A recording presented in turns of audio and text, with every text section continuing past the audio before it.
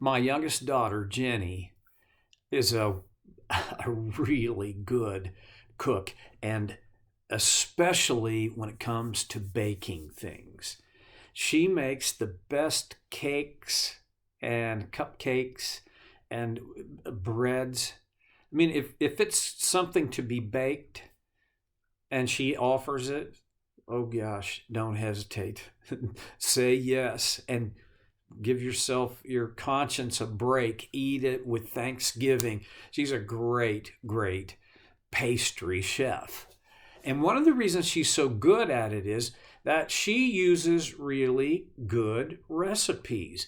And I know, although I'm myself, my gift is more in the eating side than it is in the making side. But as I've observed her, I know that she has taken some recipes and tweaked them here and there to where they're better than they were when she first received them. Well, following a recipe is essential, I'm told, for baking things that taste good. It's harder.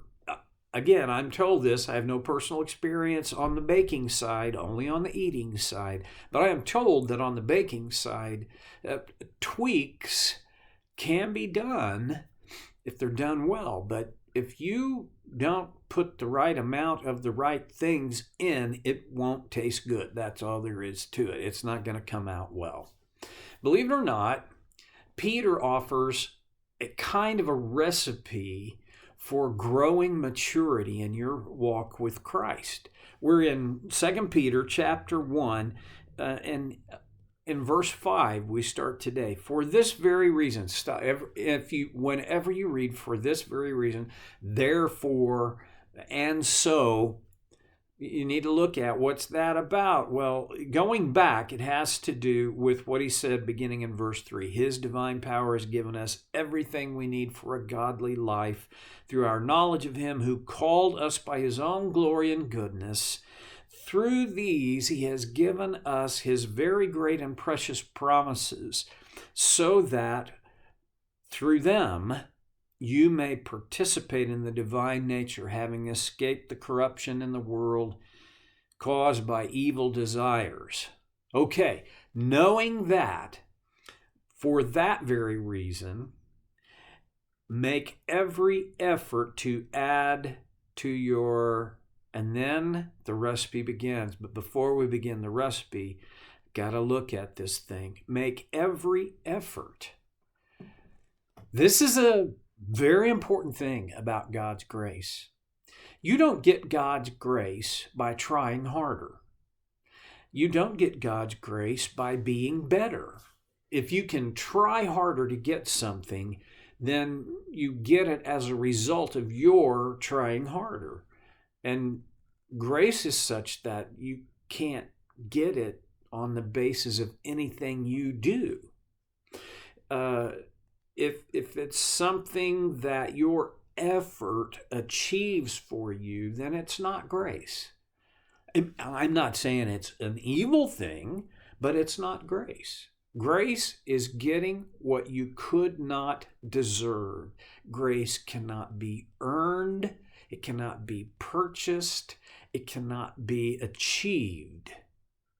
Grace is the gift that God gives us because of who he is, not because of who we are, except in this one aspect, that we are needy. So Peter writes, for this very reason, make every effort. Now, effort and grace, they work together.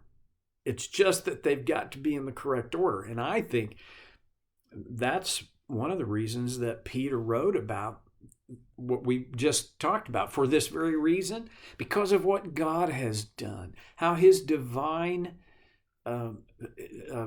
power, that he has given us everything we need for a godly life through our knowledge of him who called us by his own glory and goodness. See, that we're at grace. This is the station that we depart from.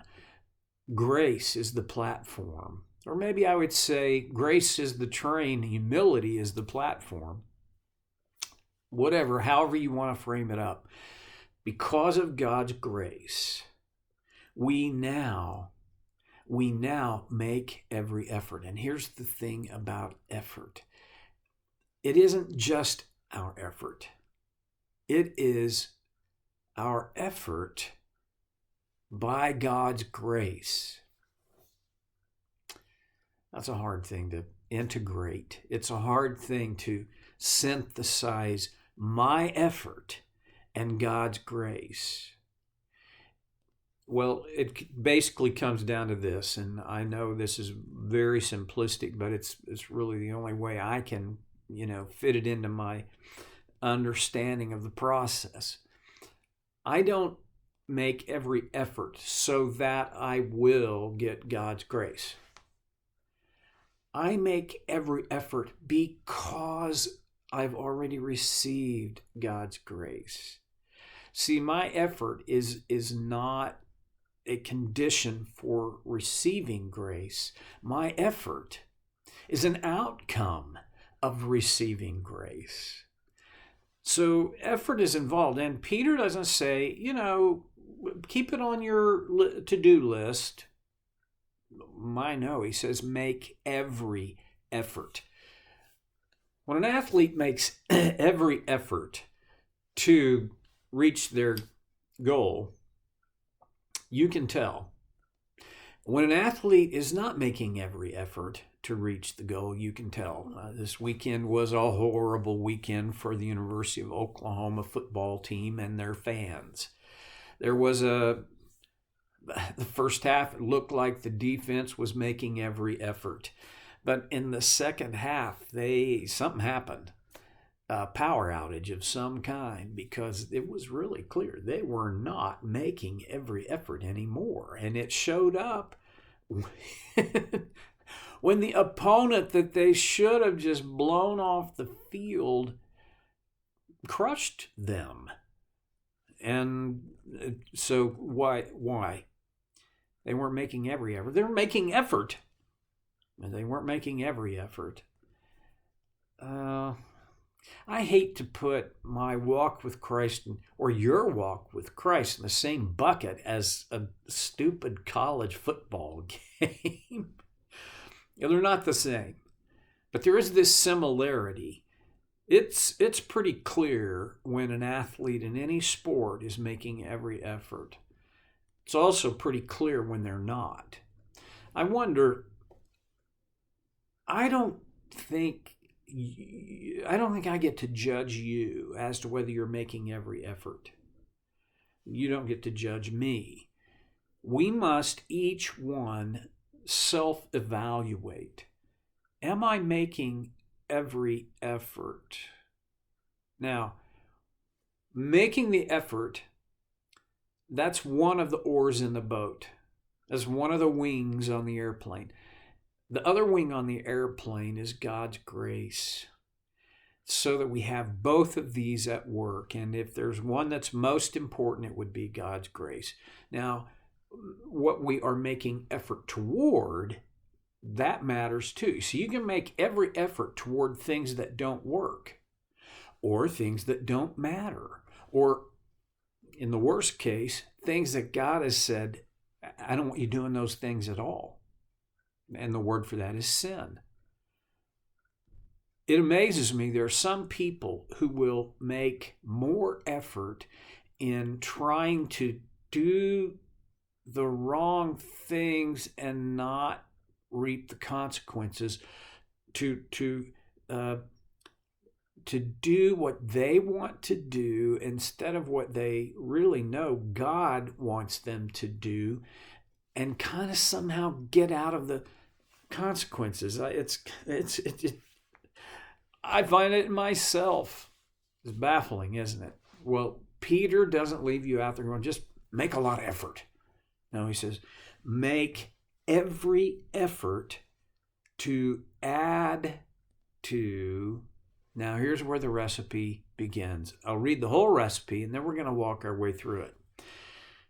For this very reason, make every effort to add to your faith goodness, and to goodness knowledge, and to knowledge self-control, and to self-control perseverance, and to perseverance godliness, and to godliness mutual affection, and to mutual affection love.